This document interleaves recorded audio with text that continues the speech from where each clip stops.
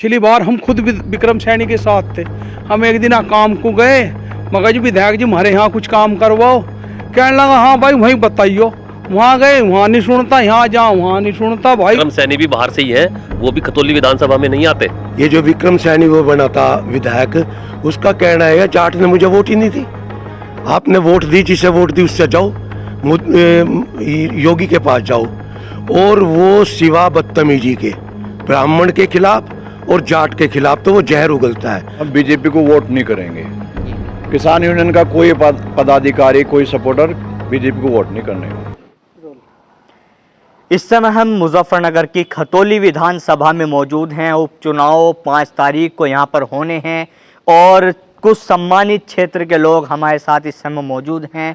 बात करने की कोशिश करते हैं। जिस तरह से खतौली के उपचुनाव में माहौल बना हुआ है, आज भारतीय जनता पार्टी ने भी विक्रम सैनी की धर्मपत्नी को प्रत्याशी घोषित कर दिया है, तो वहीं गठबंधन की तरफ से मदन भैया मैदान में हैं।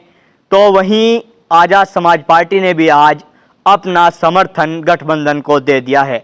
अब हम क्षेत्र में पहुंचे हैं आज, जैसा कि भारतीय जनता पार्टी ने भी प्रत्याशी घोषित किया है, तो उसके बाद क्षेत्र की जनता से जानने की कोशिश करते हैं कि आखिरकार किस तरह के मुद्दे यहाँ पर इस बार चुनाव में, उपचुनाव में रहने वाले हैं और किस तरह की मुख्य समस्या इस क्षेत्र के लोगों की है और किस तरह की समस्या इस क्षेत्र में, जिस तरह से गन्ना बेल्ट भी ये कहा जाता है। जी, हम युवा से शुरुआत करते हैं। युवाओं का कहीं ना कहीं एक अहम रोल रहता है किसी भी चुनाव में। तो बात करते हैं। जी दोस्त, आपका नाम? अंकित। अंकित जी, कौन सा गांव है आपका और चुनाव जिस तरह से चल रहा है तो क्या माहौल बना हुआ है यहाँ पे? हमारा गांव वैसी है और माहौल सही है और हम गठबंधन के साथ हैं। गठबंधन के साथ क्यों आप? क्या गठबंधन में हमारे जो पुराने जो पूर्व विधायक बने थे वो विधायक लायक नहीं थे जी, बस अब नहीं, हमने छोड़ दिया। बस अब उनकी पत्नी को हो गया जी। तो हमारे हिसाब से एलिजिबिलिटी नहीं है उनकी। लेकिन जिस तरह से गठबंधन के प्रत्याशी को बाहरी प्रत्याशी कहा जा रहा है। बारी तो सभी हैं जी, बारी कौन नहीं है? बारी तो विक्रम सैनी भी तो बाहर। जी, विक्रम सैनी भी बाहर से ही है, वो भी खतौली विधानसभा में नहीं आते। जी, मैं दीपक हूँ, मैं यहाँ से ही भैंसी गांव से बिलोंग करता हूँ। जी। तो बाहरी का तो कोई मुद्दा ही नहीं है। बाहरी तो ये केवल बना रहे हैं लोग कि बाहरी मुद्दा है, लेकिन बाहरी कोई मुद्दा नहीं है। जी, जी। तो जिस तरह से आप दोनों युवा हो तो आपसे ही पहले बात कर ली जाती है। युवाओं के किस तरह के मुद्दे हैं? जैसे क्षेत्र में रहता है कि जी जो हमारे यहाँ पे पिछली बार विधायक थे उन्होंने कोई खेलने की व्यवस्था युवाओं के लिए, इस तरह के जो मुद्दे युवाओं के रहते हैं, तो किस तरह के मुद्दे हैं आपके? युवाओं का तो मुद्दा देखिए, खेलने का तो ये है कि हमारे गांव में तो खुद गांव ने ही स्टेडियम बनाया हुआ है, तो विधायक जी की तरफ से तो हमें कुछ निधि आज तक इस तरह की कुछ मिली नहीं है। दूसरा, एक जो सरकार है ये अग्निवीर योजना लाई है, एक सबसे बड़ा तो विरोध उसी चीज का कर रहे हैं हम कि 4 साल के लिए कोई जाएगा, 4 साल के बाद वो क्या करेगा, क्या उसका भविष्य होगा, सरकार क्या देगी उसको? 20-25 लाख रुपया दे देगी रिटायरमेंट के टाइम पे। तो उसके बाद 20-25 लाख से वो कितना पूरा अपना कब तक कवर करेगा? उन 20-25 लाख से होता क्या आज की तारीख में? तो और भी लोग यहाँ पे मौजूद है, बात करने की कोशिश करते हैं। जी बाबू जी, आपका नाम? जयप्रकाश शास्त्री, गांव भैंसी, पूर्व प्रधान। जी, क्या कहना चाहोगे जिस तरह से चुनाव उपचुनाव चल रहा है, मुद्दे क्या हैं आखिर इस क्षेत्र के? मुद्दे तो सबसे बड़ा मुद्दा तो ये है, ये जो विक्रम सैनी वो बना था विधायक, उसका कहना है जाट ने मुझे वोट ही नहीं दी। आपने वोट दी, जिसे वोट दी उससे जाओ, योगी के पास जाओ। और वो सिवा बदतमीजी के ब्राह्मण के खिलाफ और जाट के खिलाफ तो वो जहर उगलता है। तो हम किसी भी कीमत पर उसे वोट नहीं देने के। और यही हाल है बीजेपी का। बीजेपी ने हमारे आरक्षण का बेड़ा गर्क करा, उसके बाद जो है एंटी जाट गवर्नमेंट है ये। तो दंगा हुआ, कह रहे मुकदमे वापस ले लिए, सब झूठ, सारा फ्रॉड गर्दी इनके हिस्से में। सुबह से शाम तक झूठ बोलने के अलावा ये कुछ नहीं करते। सारे मुकदमे झूके तू हैं, किसी का मुकदमा वापस नहीं लिया और कोई सुविधा नहीं है सिवाय यहाँ लूट खसोट इतनी बढ़ गई, पुलिस की भी, हर डिपार्टमेंट में लूट, अंधी लूट है। तो माहौल किसका नजर आ रहा है आपको? जिस तरह से गठबंधन के जो प्रत्याशी मदन भैया हैं उन्हें बाहरी प्रत्याशी बताया जा रहा है, बाहुबली बताया जा रहा है। देखिए, जहाँ तक सवाल है बाहरी का, विक्रम सैनी मीरापुर कॉन्स्टिट्यूएंसी का है। आप थोड़ी देर हुई अभिषेक कह रहे थे वो सरधना कॉन्स्टिट्यूंसी का रहने वाला है, मदन भैया गाजियाबाद उसकी लोनी कॉन्स्टिट्यूंसी का रहे। यहाँ लोकल का कोई विधायक नहीं है, तो बाहरी का मुद्दा तो क्या है। और सब मोदी बाहर से नहीं लड़े, मोदी भी तो गुजरात के रहने वाले और कहाँ से आके लड़े। तो ये बाहरी तो ये लोग ये मुद्दा बना रहे, ड्रामा कर रहे। बाहरी और अंदर का बाहर का तो कोई टॉपिक ही नहीं है, इसमें कोई उसकी बात नहीं है। रहा बाहुबली, आप किसी को बाहुबली बना दो और किसी को कुछ भी बना दो, ये तो आपकी सोच है। सोच के हिसाब से आप किसी को कुछ कह दोगे तो उसका कोई इलाज नहीं है। अच्छा, जैसे इस समय आपकी इसमें विधानसभा में एक प्रत्याशी ऐसा है जिसने राजनीतिक गलियारों में हलचल मचा दी है, जो मुजफ्फरनगर दंगे में सचिन गौरव जो मारे गए थे, उनकी माताजी जो गौरव की माताजी हैं वो भी मैदान में हैं, तो उनके लिए आप क्या कहना चाहोगे? उनके लिए हम एक चीज कहना चाहेंगे, जो भाजपा ने उनसे वायदा किया, जिस दिन सचिन गौरव मरे उसके पिताजी जो है पटवारी जी है, वे हमारे यहाँ मकान पे थे उस रात को, और यहाँ से ही वे गए थे। जो उनसे वायदे करे गांव में लाइट लगवाना, बाईपास निकलवाना और जो काम कुम, उनका आज तक कोई काम नहीं करा और ना कोई किसी किस्म की उनकी मदद करी वैसी। और सिवा उन्हें बेचने के अलावा भाजपा उसके अलावा कोई काम नहीं कर रही। उन्हें बेच ली और अब भी वे बेचना चाह रही और वे खड़े हो रहे, सही कर रहे इनका इलाज। तो क्षेत्र की जनता की किस तरह की प्रत्याशी से मांग है, किस तरह के मुद्दे हैं, क्या समस्या इस क्षेत्र में ज़्यादा है? यहाँ प्रत्याशी से मांग ये है भाई, आप विधायक बढ़ो किसी पार्टी से, पर आप सम्मान हर उसका करो। ये नहीं है कि ये भाजपा है, ये फलानी है, ये चीज़ तो जीतने के बाद खत्म हो जानी चाहिए, और ये उस चीज़ को ज़रूरत से ज़्यादा उठाते हैं। देखिए, ये अपनी बात रख रहे थे जिस तरह से बाहरी प्रत्याशी को लेकर इन्होंने कहा है कि जो भी यहाँ पे आता है वो अधिकतर बाहरी होता है। बहरहाल और लोग भी मौजूद हैं, इनसे भी बात करने की कोशिश करते हैं। जी बाबू जी, आपका नाम? मेरा नाम प्रमोद अहलावत है, मैं जिला उपाध्यक्ष हूँ भारतीय किसान यूनियन से। किसान यूनियन के लोग तो हमेशा से ही सरकार के खिलाफ मैदान में नजर आते हैं, तो क्या मूड है आपका? किसान यूनियन के जो लोग हैं उनके क्या मुद्दे हैं यहाँ पे? देखो, किसान यूनियन, हमारे कल राष्ट्रीय अध्यक्ष जी ने कहा है, नरेश टिकैत जी ने, हम बीजेपी को वोट नहीं करेंगे। किसान यूनियन का कोई पदाधिकारी, कोई सपोर्टर बीजेपी को वोट नहीं करने का। इतनी नाराजगी आखिरकार क्यों है बीजेपी से आप लोगों को? देखो, हमें नाराजगी इसलिए है कि हम 13 महीने वहाँ बॉर्डर पे पड़े रहे। जो प्रधानमंत्री ने हमसे वादे किए, एक भी वादे पे आज तक वो सरकार पूरी नहीं हुई है, इसलिए हम सरकार के खिलाफ है, बीजेपी के खिलाफ वोट जाएगा। बहरहाल देखिए, ये भारतीय किसान यूनियन के भी यहाँ पे लोग हमें मिल गए हैं। इन्होंने कहा है कि कल हमारे राष्ट्रीय अध्यक्ष ने साफ कर दिया है कि बीजेपी को वोट नहीं देना है। बहरहाल और लोग मौजूद हैं। जी, आपका नाम? मनोज बालियान। बालियान साहब, किस तरह का माहौल नज़र आ रहा है? जो अभी इन्होंने बातें बताई, कितनी सच्चाई आप इनकी बातों में मानते हो? देखो, जो इन्होंने अपने गांव के हिसाब से, अपनी विधानसभा के हिसाब से सब बातें बताई हैं, वो 100% सही है। रही बात बाहरी मुद्दे की, वो तो प्रधान जी ने बता ही दिया। बाहरी तो कोई मुद्दा नहीं होता, नेता तो कहीं भी जाकर लड़ सकता है। जनता की आवाज़ बने, जनता की बात सुने, जनता के काम करे, बाहर भीतर तो इसमें कुछ होता नहीं। रही बात गठबंधन की, अभी हमारे चौधरी महेंद्र सिंह टिकैत के जन्मदिवस पे जयंत चौधरी आए थे। मैं तो उनकी इस बात से बहुत प्रभावित हुआ। उन्होंने वहाँ ऐलान करा था कि मेरी निधि का 100% पैसा गांव में खेल के लिए जा दो। हमारे बच्चे और तो कहीं कुछ कर नहीं पाते, खेल के माध्यम से कहीं ना कहीं उन्हें नौकरी का ये वो चांस मिल जा, फिजिकल वे ठीक हो जा। तो हम तो यही चाहते हैं भाई, जयंत चौधरी का अगर ये ऐलान रहेगा कि उनकी निधि का 100% पैसा गांव में खेलों के लिए लगेगा, तो उनका विधायक बनेगा तो शायद और 4 चांद लगेंगे उसमें, गांव के बच्चों को खेल के लिए प्रोत्साहन मिलेगा। तो कहीं ना कहीं आपका भी सीधा इशारा गठबंधन की तरफ, गठबंधन के साथ।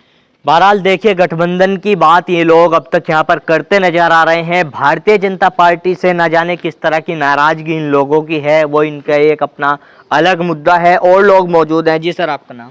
मेरा नाम रमेश है, गांव खेड़ी कुरेश है। क्या कहना चाहोगे आप? जिस तरह से ये लोग तो एक तरह से बात बता रहे हैं, अभी आप सचिन गौरव के बारे में जिक्र कर रहे थे, तो क्या कहना चाहते हैं? भाई, जैसा विक्रम सैनी को टिकट दिया इन्होंने, वो 1 साल कुछ दिन जेल में रहा उनके तो गौरव सचिन के वो जो उसकी माँ लड़ रही रविंद्र पटवारी की घरवाली, उसके तो 2 बेटे मर गए, उसे तो टिकट क्यों नहीं दिया? टिकट का हकदार तो रविंद्र पटवारी था, टिकट उसे मिलना चाहिए था। विक्रम सैनी को तो फ्री की मिल गई और वो 2 फिर विधायक बन लिया, अब फिर तिबारे लड़ रहा भाई। पिछली बार हम खुद विक्रम सैनी के साथ थे। हम एक दिन काम को गए, मगर जी विधायक जी हमारे यहाँ कुछ काम करवाओ। कहने लगा हाँ भाई वहीं बताइयो।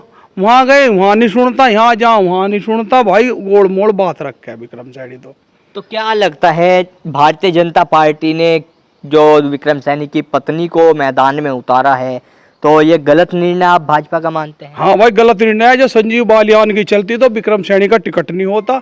संजीव बालियान तो बड़ा अच्छा आदमी है और वो तो दिखा 24 के चुनाव में जीतेगा, वो तो रुकने वाला है नहीं।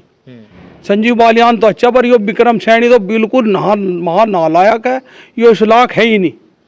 12 और लोग भी मौजूद है, बात करने की कोशिश करते हैं। जी बाबूजी आप भी बता दो, ये लोग जो बता रहे हैं बातें, जिस तरह की समस्याएं गिनवा रहे हैं,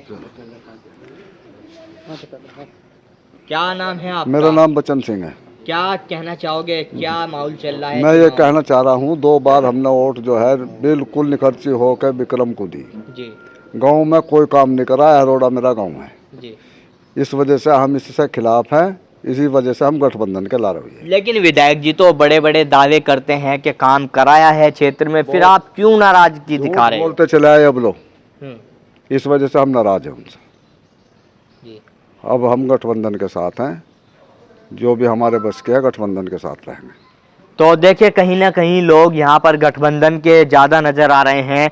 मैं एक बार फिर से बात करने की कोशिश करूँगा। प्रधान जी, जिस तरह से अभी आपने बताया कि बाहरी का कोई मुद्दा नहीं होता है, लेकिन आपके यहाँ इस बाहरी प्रत्याशी को लेकर जिस तरह से क्षेत्र में लगातार हम भी गांव-गांव जा रहे हैं, तो लोगों के है कि बाहरी प्रत्याशी है, लेकिन अब सामने जिस तरह से विक्रम सैनी की पत्नी मैदान में है, तो किस तरह की फाइट आपको नज़र आ रही है? फाइट दिखाई नहीं दे रही कहीं, जी कुछ नहीं दिखाई दे रहा। कारण क्या है, अब पिछली बार हमारे राजपाल सैनी को सैनी वोट नहीं मिली और इस साल हमारा गुज्जर कैंडिडेट है, गुज्जर प्लस जाट प्लस मुसलमान, और इसमें आधी वोट हम हरिजन के ले जाएंगे। तो गठबंधन तो है ही नहीं, वो कोई वो मुकाबला तो है ही नहीं। मुकाबला तो एक तरफा मान के चलो, गठबंधन कौन एक तरफा, कौन है? गठबंधन प्रत्याशी एक तरफा जीत रहा। तो ये जो बाहरी वाली बात आ रही है, बाहुबली वाली बात आ रही है, ये सब रखी रह जाएंगे? नहीं, बाहुबली तो एक, मैंने फिर कहा, बाहुबली यहाँ कौन सा जबरदस्ती वोट गेड़ लगा? बाहुबली तो उसे कहते हैं जो आके गोली चलवा दे, बक्से लूट के ले जा, ऐसा तो कोई मैटर ही नहीं। हाँ, ये तो बाहुबली तो सरकार है, पब्लिक कहाँ बाहुबली, ये तो सरकार है। कभी कोई से उसमें बक्से पावेंगे, किसी गाड़ी में पावेंगे, कहीं किसी की सील टूटी पावेगी, बाहुबली तो का काम तो सरकार करेगी। तो ये कोई बाहरी का और अंदर का कोई मुद्दा नहीं है, ये तो इन्होंने बना रखा अपने आप। बाहरी का मैंने बताया आपको, एक भी कैंडिडेट यहाँ का नहीं है, सारे बाहर के। कोई बाहर का मतलब ऐसा ही तो कवाड़ और ऐसा ही बम्बई, भाई बराबर ही है दोनों। बाहर का तो बाहर का मतलब तो बाहर ही होता है, तो ये कोई मुद्दा नहीं है, तो ड्रामा है किस्म का। तो देखिए बाहरी वाला जो इन दिनों यहाँ पर मुद्दा गरमाया हुआ है, कहीं ना कहीं ये साफ कह रहे हैं कि बाहरी वाला कोई इस तरह का प्रकरण यहाँ पर नहीं चलने वाला है और गठबंधन का प्रत्याशी जीतने वाला है। बहरहाल और बात करते हैं जी, अभी आपने जिस तरह से भारतीय जनता पार्टी में कमियां निकाल दी हैं, लेकिन कोरोना काल के दौरान जिस तरह से भारतीय जनता पार्टी प्रधानमंत्री जी ने राशन फ्री किया, लोगों को महामारी के समय में जिस तरह से मदद मिली, एक तरह से अब तक भी राशन फ्री मिल रहा है। नहीं, राशन फ्री मिल रहा तो प्रधानमंत्री जी अपनी जेब से तो दे नहीं रहे, वो तो राष्ट्र का पैसा है, राष्ट्र के लोग हैं, राष्ट्र के लिए खर्चा हो रहा, उसमें कोई बड़ी बात नहीं, वो तो प्रधानमंत्री को करना चाहिए। प्रधानमंत्री कोई भी हो, अपने देश को चलाने के लिए, अपनी देश की जनता के लिए, चाहे जो भी होता, सभी करते, उसमें इसकी विशेष बात नहीं है कोई। तो आपसे जानना चाहूँगा, आप युवा हैं, जो यहाँ पे प्रत्याशी पार्टियों ने दोनों ने सब घोषित कर दिए हैं, तो क्या मैसेज देना चाहोगे आपके युवाओं के लिए, किस तरह से वो कार्य करें? युवाओं के लिए एजुकेशन पे ध्यान दिया जाए, और दूसरा स्पोर्ट्स मेजर एक्टिविटी है यूथ के लिए, वो भी फैसिलिटीज़ अवेलेबल होनी चाहिए गांव-गांव में। और आज का टाइम डिजिटल का है, तो डिजिटल पे भी ध्यान देना चाहिए, क्योंकि अभी क्या है कि लोग पढ़ रहे हैं पर बच्चे उस तरह से वहाँ पर जा नहीं पा रहे हैं जिस तरह से परफॉर्मेंस उन्हें दिखानी चाहिए अपनी, ठीक है, क्योंकि डिजिटल है ही नहीं कुछ भी। तो अब ज़माना डिजिटल का है, वहाँ जाते हैं लोग, बस वही पुराना रवैया है पढ़ाई का, ना इक्विपमेंट दिए हुए स्कूलों में। अब आप हमारे गांव के स्कूल देख लो, बिल्कुल जीरो थर्ड क्लास है, ना उनका ना तो हमारा किसी ग्रामीण का कोई ध्यान है उस पर, ना विधायक का ही ध्यान है, किसी की भी आदमी का कोई ध्यान नहीं है, इवन बड़े से बड़े लीडर का। जी, आपसे जानना चाहूँगा, जिस तरह से अभी आप बता रहे थे कि अग्निवीर भर्ती को लेकर विरोध हुआ, लेकिन बाद में कहीं ना कहीं नाराज़गी जिस तरह से थी वो ख़त्म हुई और युवाओं ने तैयारी की और अग्निवीर भर्ती भी शुरू हो गई। युवा तो सर तैयारी, बेरोजगारी देश में इतनी है कि युवा तो तैयारी करेगा ही, युवा तो जहाँ पे भी उससे मिलेगा युवा तो जाएगा। सबसे बड़ी बात यह है कि बेरोजगारी इस हद तक व्याप्त है यहाँ पे हिंदुस्तान में इस टाइम कि आदमी को 2-4 साल की किए ने 2 साल की भी कहते तब भी जाता युवा, वो तो मजबूरी है युवा के सामने, तो जाए कहाँ। तो आपकी जो खतौली विधानसभा है, जिस तरह से आपने ये मुद्दा उठाया कि अग्निवीर वाला, तो क्या इस चीज़ का भी इस क्षेत्र के लोग कहीं ना कहीं असर दिखाएंगे चुनाव में? जो यूथ है वो तो दिखाएगा, जो यूथ है, यूथ के अंदर तो गुस्सा है। जो बच्चे पिछले मान लो कोरोना टाइम में उनका एक तो एज बढ़ा दी इन्होंने, साल भर के करीब एज बढ़ा दी, 4 साल से भर्ती नहीं निकाल रहे थे, अब भर्ती निकाली तो वो 4 साल का मुद्दा कर दिया कि भाई 4 साल के लिए है। तो युवा तो इस चीज का दिखाएगा, गुस्सा क्यों नहीं दिखाएगा। युवा के अंदर तो जो आक्रोश है, युवा को मौका मिला है अपना आक्रोश दिखाने का, वो दिखाएगा जरूर। तो देखिए, युवाओं को लेकर बात ये बता रहे थे कि कहीं ना कहीं अग्निवीर जो योजना आई थी उसका भी विरोध का सामना इस चुनाव में कहीं ना कहीं देखने को मिलेगा। आपने भी जिस तरह से बात की है, तो क्या कहना चाहोगे आप, जैसे अग्निवीर का ये मुद्दा बता रहे हैं और आपके क्षेत्र में गन्ना बेल्ट ये माना जाता है, तो किस तरह के मुद्दे गन्ने के परमिट को लेकर लगातार जो है विवाद रहता है एक तरह से किसानों का? देखो, गन्ने का तो ये है, एक तरफ तो प्रधानमंत्री कह रहे हैं हमारे डिजिटल इंडिया, हम भी ये कह रहे हैं हमारे गन्ने को भी डिजिटल कर दो, उधर गन्ना हम डालें, उधर हमारे अकाउंट में पैसे आ जाए, मैसेज आए।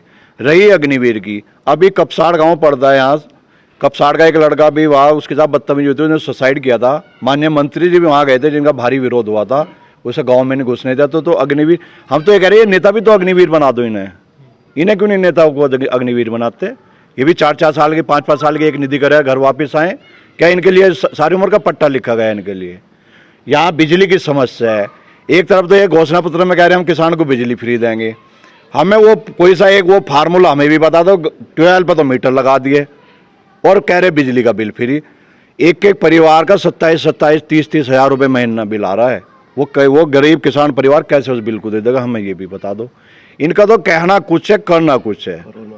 कोरोना, अब देख लो, कोरोना में कह रहे हैं हमने ये कर दिया, वो कर दिया, ऑक्सीजन के बगैर यहाँ मरीज मरे हैं, आप सारे अस्पताल जाकर ढूंढ लो, शहरों में भरे पड़े थे, ऑक्सीजन के बगैर मरे हैं सब लोग। लेकिन सरकार ने समय रहते ऑक्सीजन प्लांट भी आपके यहाँ उपलब्ध करा दिए थे।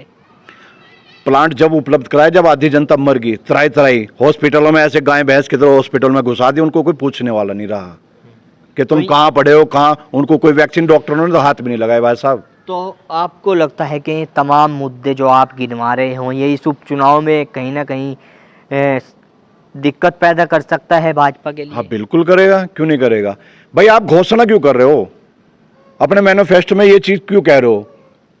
फिर तो अगर घोषणा किया तो उसको झेलोगे, नहीं या तो पूरा करो, नहीं तो विरोध तो झेलना पड़ेगा।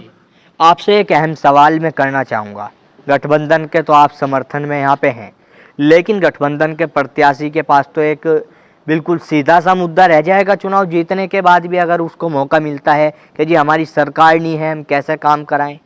नहीं, देखो वो बात आपकी सही है, सरकार ने कैसे काम करवाएं, हमें आत्मिक तसल्ली मिलेगी। सबसे बड़ी चीज होती है कि मेंटली हम संतुष्ट हो जाएंगे, हमने इन चोरों को हरा दिया और निधि मिलेगी हमारे आदमी को। 5 करोड़ की निधि कर दी अब तो इन्होंने, 5 करोड़ में हमारे काम तो होंगे, और ये तो करवाने के पक्के ही नहीं थे। तो ये सबसे बड़ी चीज ये है। और जब अब के जितना तो अगली बार हो सके सरकारी बने हमारी, तो संभव है, और विश्वास पे ही दुनिया कायम है। हम तो आने वाले कल के लिए लड़ रहे, फिर तो ये मैटर है हमारा। तो देखिए, तमाम लोगों से हमने बात की है, खतौली विधानसभा का भैंसी गांव ये है और यहाँ पर हमने लोगों से जानने की कोशिश की है कि किस तरह के मुद्दे हैं। किसानों का एक मुद्दा इन्होंने बताया है, अग्निवीर योजना जो सरकार लेकर आई थी उसका भी मुद्दा यहाँ के युवाओं ने बहुत गंभीरता से उठाया है। ऐसे में अब देखने वाली बात होगी जिस तरह से ये लोग गठबंधन की बात कर रहे हैं। बाहरी प्रत्याशी को लेकर भी इन्होंने साफ कर दिया है कि बाहरी प्रत्याशी तो लोगों ने ऐसे ही चला दिया है, कोई बाहरी नहीं है और ये मुद्दा कहीं ना कहीं कोई ख़ास असर इसका बाहरी जो लोग यहाँ पर मुद्दा बना रहे हैं नहीं देखने को मिलेगा। गठबंधन के समर्थन के लोग बात कर रहे हैं, लेकिन ऐसे में देखने वाली बात यह होगी कि जिस तरह से आज अभिषेक चौधरी ने भी अपने समाज के लोगों की यहाँ पर मीटिंग की और शाम 8 बजे तक का जयंत चौधरी को समय दिया है। 8 बजे के बाद वो क्या निर्णय लेते हैं और जिस तरह से लोग बता रहे हैं, इन लोगों की बात कितनी सच इस चुनाव में देखने को मिलने वाली है। मैं अपने सहयोगी सुधीर चौधरी के साथ Tanveer Malik, India plus news, Muzaffarnagar, Khatauli विधानसभा। इंडिया प्लस न्यूज, सिर्फ वही जो सही।